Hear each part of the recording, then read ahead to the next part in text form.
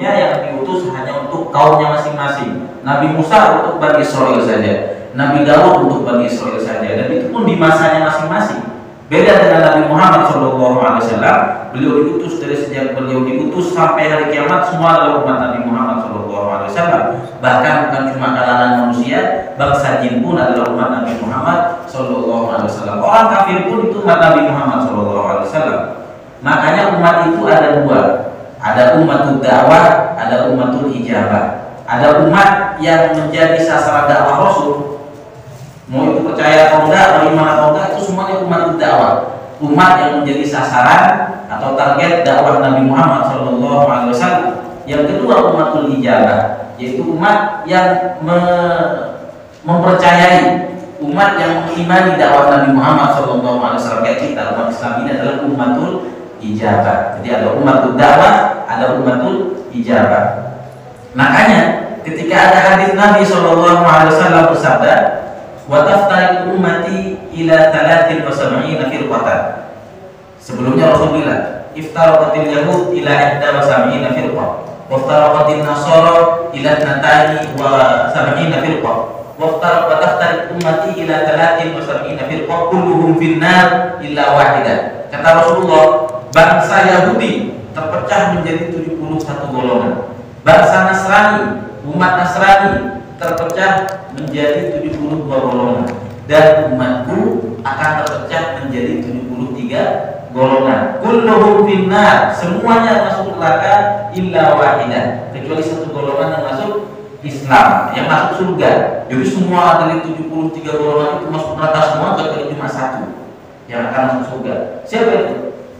Hum alladzina ma'alayya wa ashabi, yaitu mereka yang sesuai dengan sunnahku dan para sahabatku. Nah, hadis ini yang menjadi salah satu perdebatan. Yang kelompok ini bilang kelompok saya yang selamat, yang kelompok lain kelompok kami yang masuk surga, sisanya masuk neraka. Padahal ada ulama yang menafsirkan dari 73 golongan itu, maksudnya itu yang selamat itu adalah umatul ijabah. Siapapun yang beriman kepada Rasulullah, apapun madhabnya, apapun akidahnya, selama dia itu beriman la ilaha illallah Muhammadur Rasulullah, itulah yang selamat masuk surga. 72 golongan itu adalah kelompok-kelompok umatul dakwah. 72 golongan itu adalah golongan-golongan yang memang menjadi sasaran dakwah Nabi Muhammad tapi tidak beriman kepada Rasulullah SAW. Makanya kita nggak perlu terlalu membesar-besarkan hadis ini atau terlalu memvonis diri kita yang selamat kemudian yang lain enggak. Ini yang kadang menjadi perpecahan di antara umat Islam. Tapi yang jelas umat Nabi Muhammad adalah semua makhluk, semua manusia dari sejak beliau diutus sampai hari kiamat. Itu keistimewaan beliau. Kemudian juga salah satu istimewa beliau adalah nabi terakhir, nggak ada nabi sebelum setelah beliau. Beliau adalah pemimpin para nabi di antara 124.000 nabi, beliau yang paling tinggi derajatnya di sisi Allah Subhanahu wa taala dan seterusnya. Beliau juga dilahirkan dari kalangan pembesar Quraisy, yang mana Quraisy kita sebutkan kemarin bahwa Quraisy ini adalah suku Arab yang paling dihormati dan paling disegani. Kalau orang-orang lain dari suku lain, kalau mereka bawa kafilah dagang dari Mekah ke Syam atau dari Syam ke Mekah, mereka sering dibegal di tengah jalan. Beda dengan suku Quraisy. Kalau suku Quraisy nggak ada yang berani ngebegal suku Quraisy di tengah jalan. Kenapa? Karena sudah dijamin keamanannya oleh Allah Subhanahu wa taala. Alladzi at'amahum min ju'in wa amanahum min khauf. Mereka sedang, orang-orang yang suka ngebegal itu sedang kalau melihat ada suku Quraisy bawa kafilah dagang, sedang dan takut. Kenapa? Karena mereka ini adalah para pelayan Baitullah, para pelayan jamaah haji dari zaman dulu bangsa Quraisy itu. Dan Nabi Muhammad terlahir dari suku Quraisy. Di samping itu beliau juga terlahir dari anak suku yang paling dihormati, yaitu suku Bani Hashim. Kemudian dari bahan Bani Hashim beliau dipilih dari keturunan Abdul Muthalib. Dari keturunan Abdul Muthalib yang 10 orang laki-laki itu beliau dipilih dari keturunan Abdullah, anak terakhir dari Abdul Muthalib. Dan nasab beliau sampai atas itu tersambung dan terhubung dengan Nabi Ismail bin Ibrahim alaihissalam. Sekalipun beliau adalah keturunan Nabi Ibrahim yang kesekian, tapi sekali lagi beliau itu adalah Nabi yang paling agung, Nabi yang paling tinggi derajatnya di sisi Allah Subhanahu wa taala. Nah, sekarang kita masuk ke bab kedua. Nasabuhu wa wafatu walidayhi. nasab Nabi Muhammad SAW ini mungkin sudah banyak yang hafal, anak-anak kecil sudah pada hafal, sudah ada lagunya dan sudah sering kita dengar. Nama ayah Rasulullah sudah tahu kita, itu Abdullah. Kakeknya juga sering disebut-sebut, Abdul Muthalib kakeknya. Jadi ayah beliau adalah Abdullah bin Abdul Muthalib, Abdullah bin Abdul Muthalib bin Hashim bin Abdi Manaf bin Qusay bin Kilab dan seterusnya, sampai sambung dengan Nabi Ismail bin Ibrahim alaihissalam. Nah, Abdullah ini adalah putra terakhir dari Abdul Muthalib. Jadi Abdul Muthalib punya 10 anak laki-laki, dan dulu ketika beliau sebelum punya 10 anak laki-laki, beliau bernadar kepada Allah Subhanahu wa taala. Nadar beliau apa? Kalau saya punya anak 10 laki-laki, saya bernadar salah satunya harus saya sembelih lillahi ta'ala. Nadar beliau begitu. Kalau punya anak 10 laki-laki, salah satunya harus sembelih.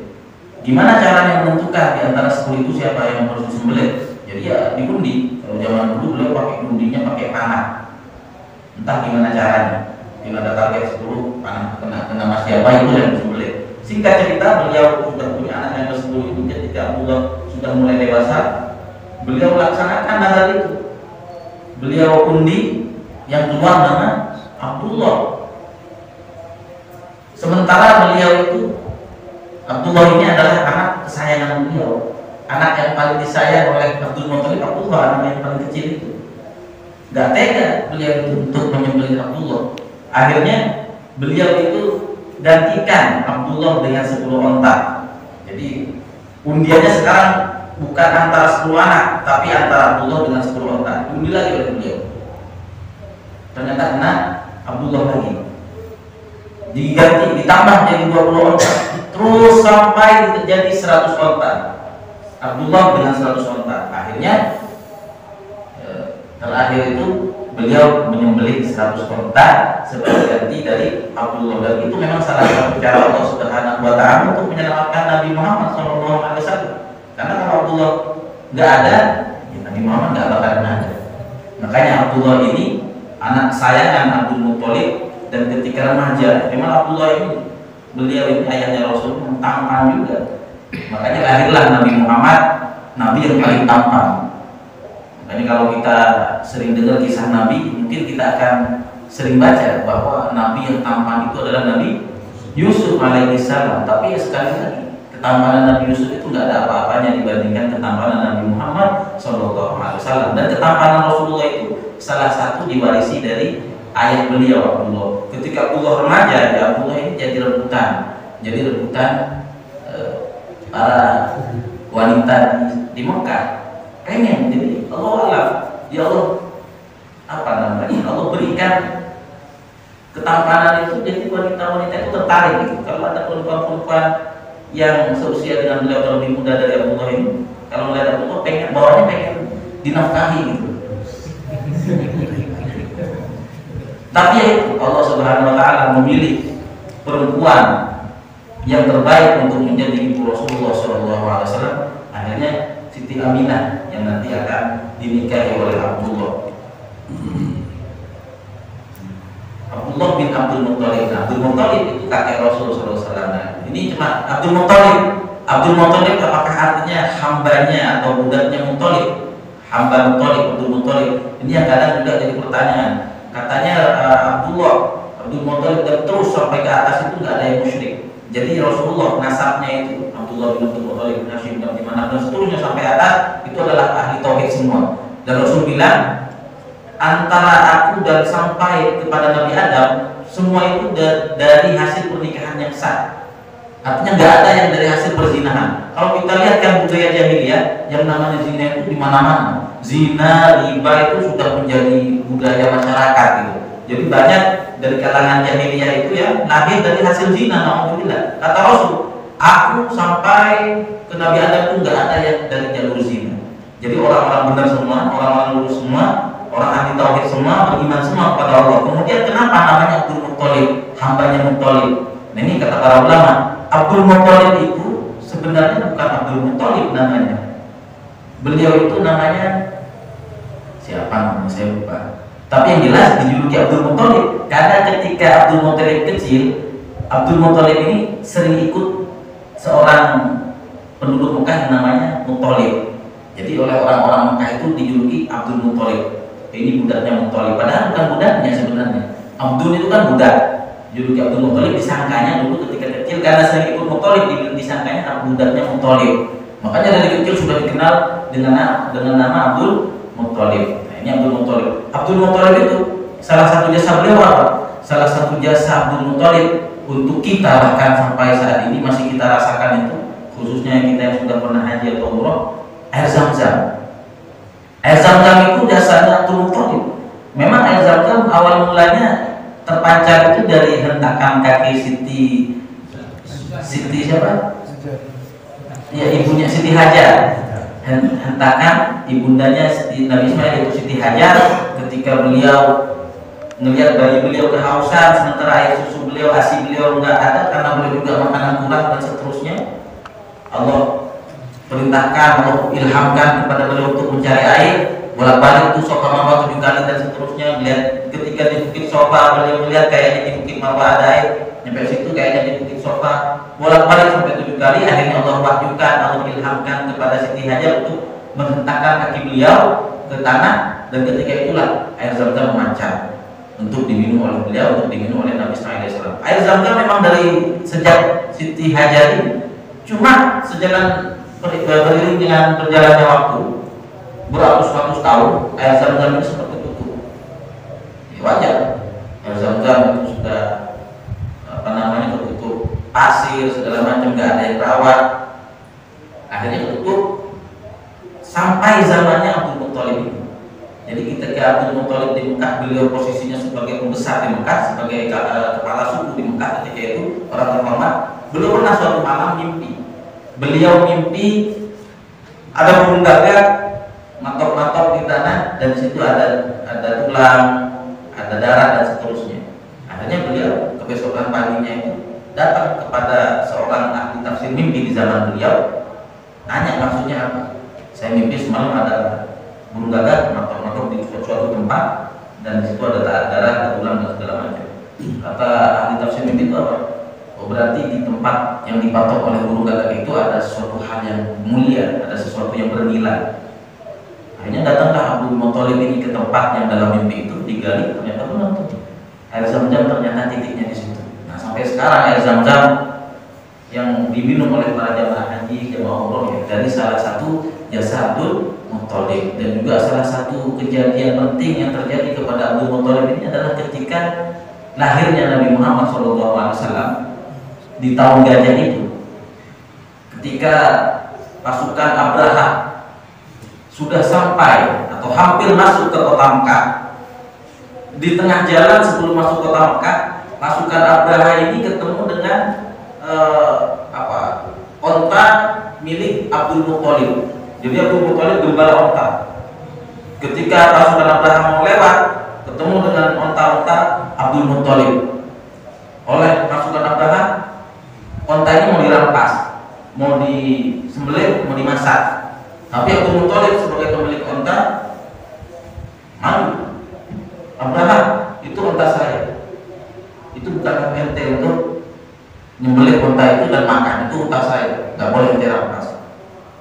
Kata Abraha, apakah kamu tahu tujuan saya datang ke Mekah ini?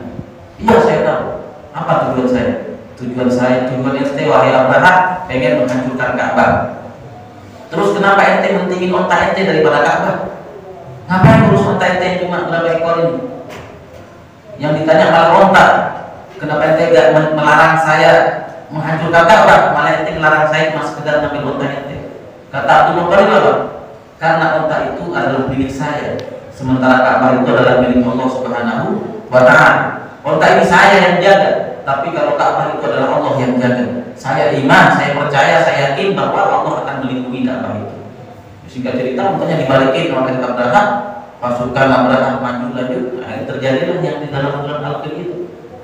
Arsalna alaihim tayran ababil tarmihim bihijaratin min sijil faj'alnahu ka'asfin ma'kul. Ini salah satu kejadian yang dikenang tentang Abdul Muthalib bin Hashim bin Abdul Manaf bin Qusay bin Kilab. Dan terus kalau bisa kita hafal sampai Nabi Ismail, sampai Adnan, sampai Nabi Ismail Ibrahim, kalau perlu seperti sebagian ulama yang hafal sampai Nabi Adam alaihissalam.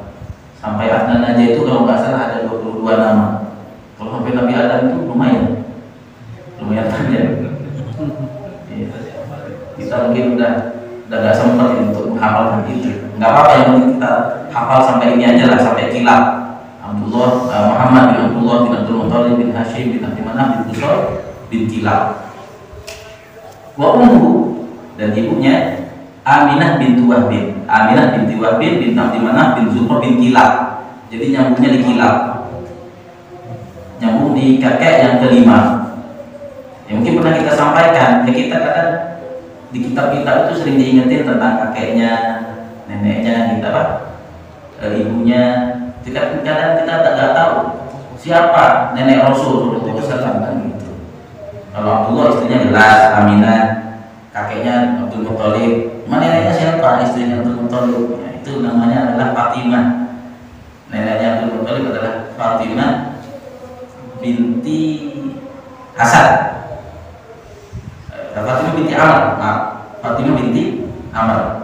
Jadi kita juga biar neneknya Rasulullah nggak marah ke kita kan. Ini yang disebut-sebut kakeknya doang, saya bukan dikenal nama dulu adalah Fatimah binti Amr.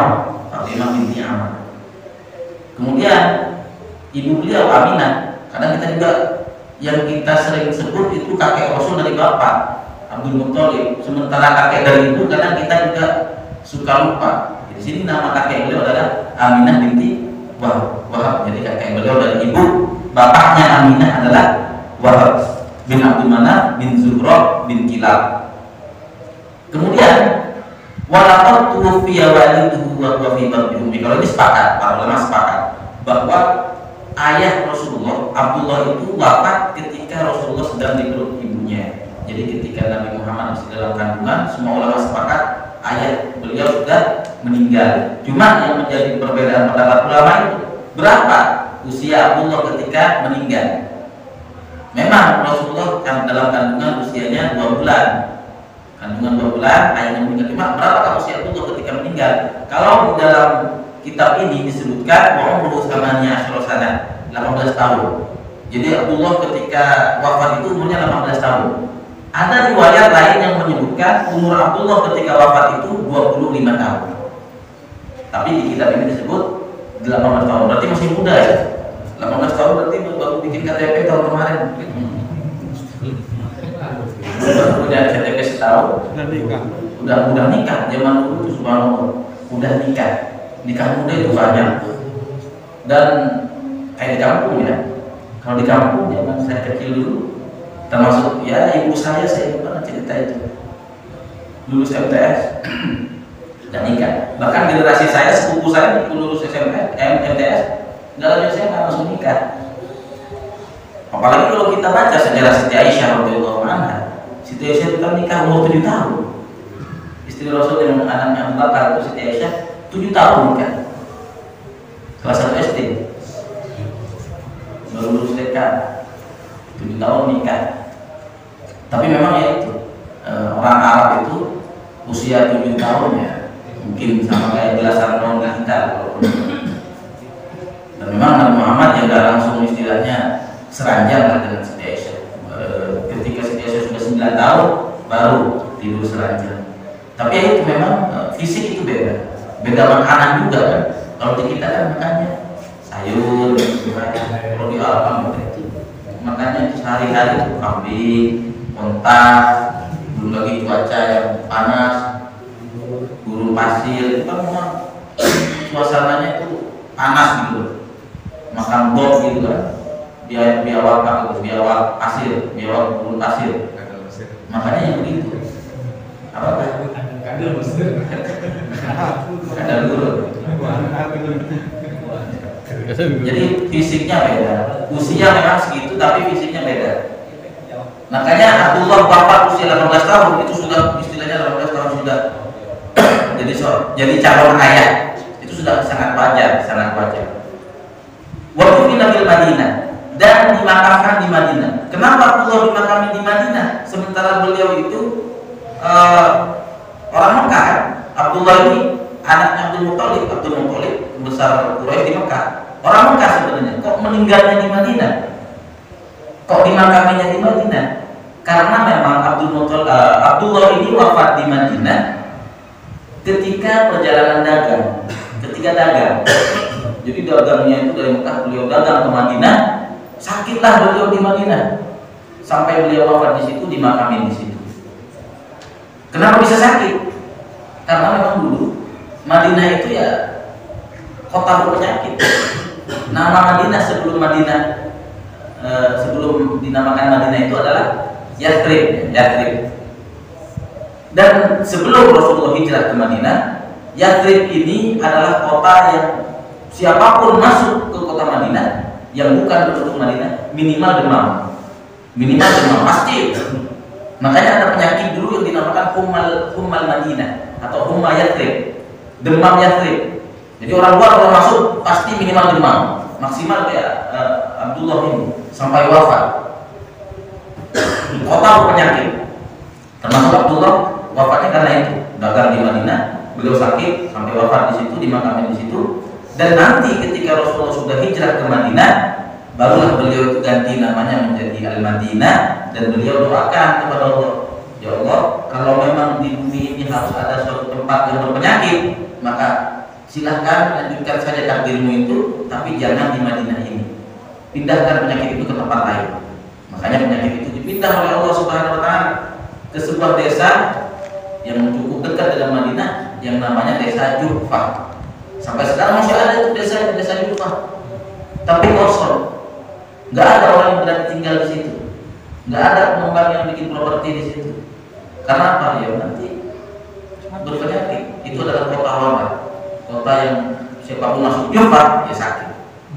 Sebenarnya Juhfah itu adalah mikot.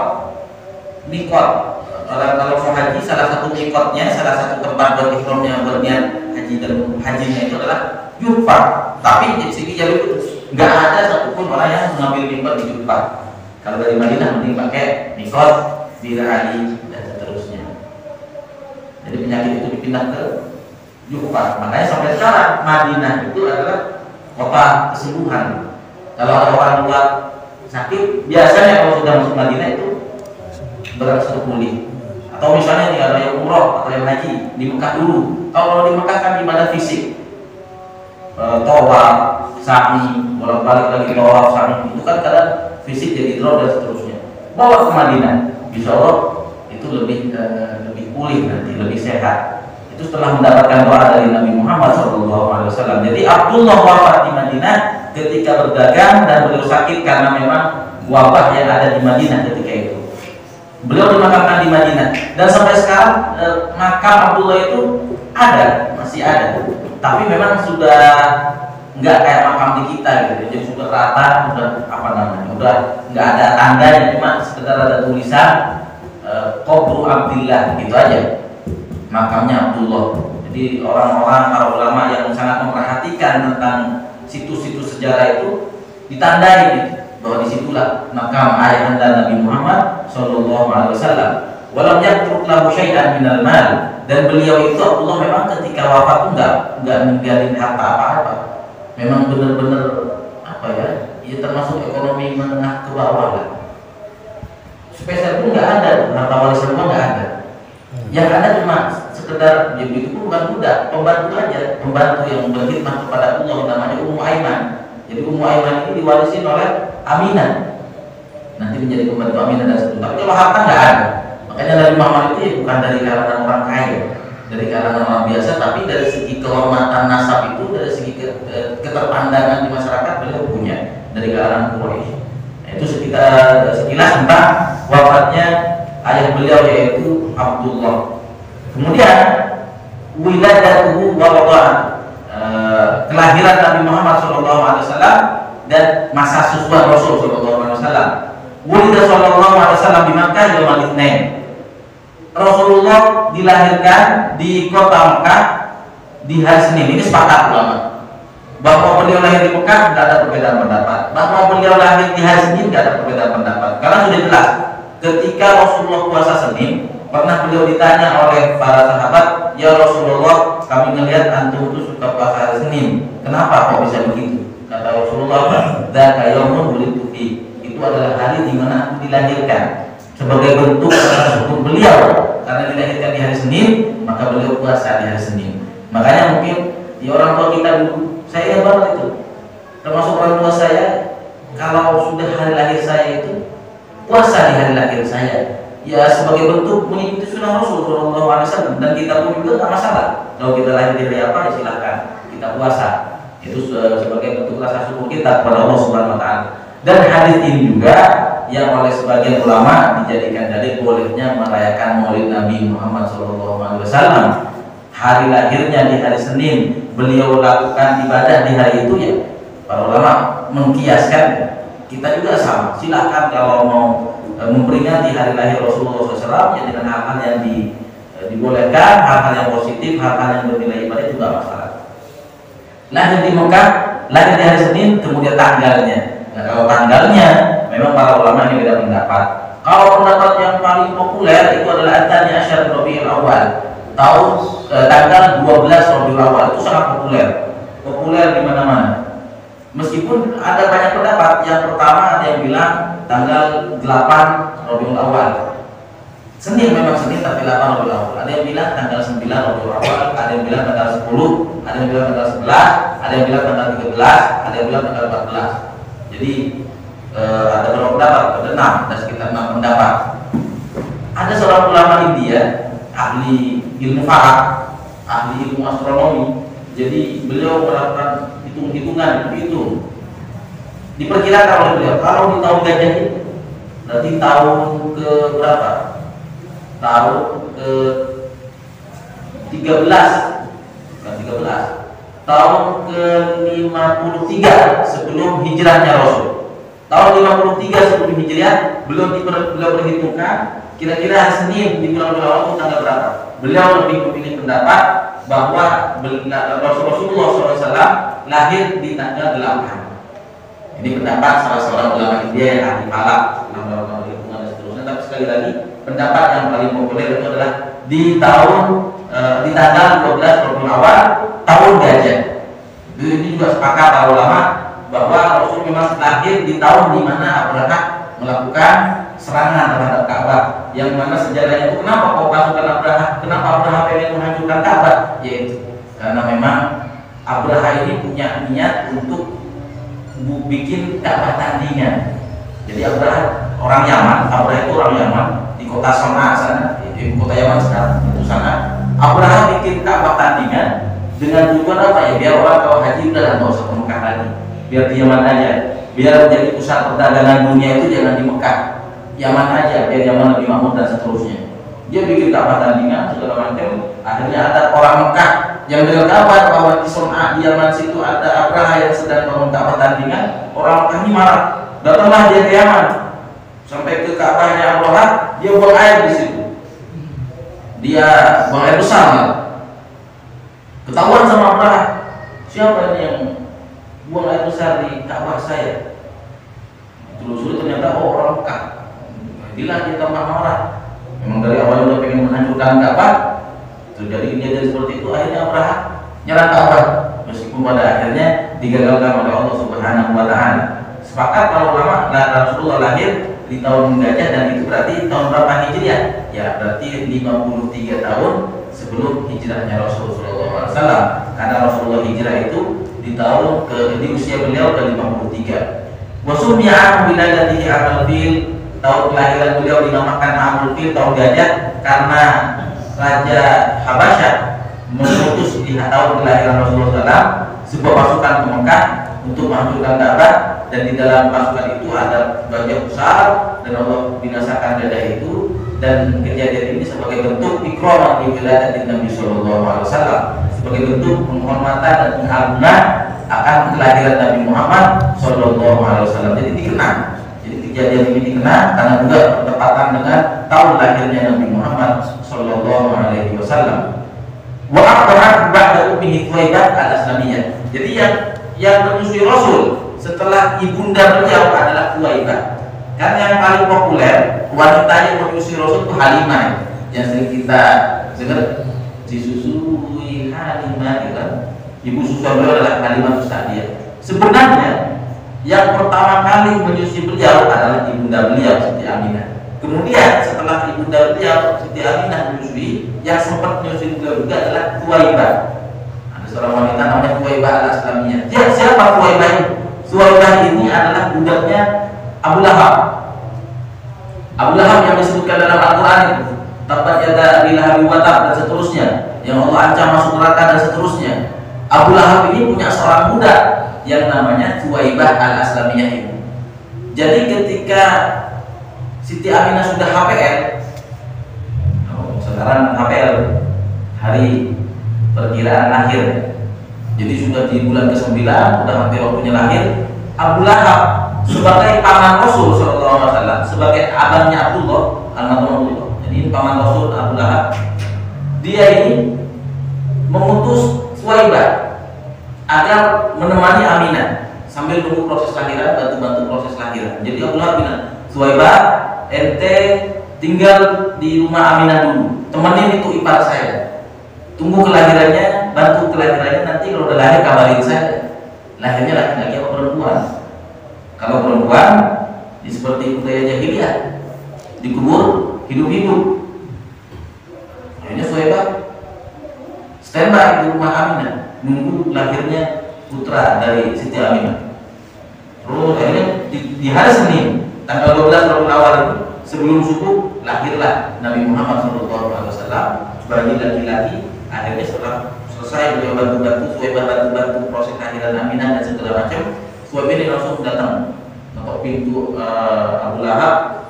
Wahai tuanku Abu Lahab, wahai majikanku Abu Lahab, telah lahir keponakanmu. Abu Lahab bertanya itu, lahirnya laki-laki atau perempuan? Kata Thuwaibah, keponakanmu itu anak Aminah lahir laki-laki. Senang tuh Abu Lahab.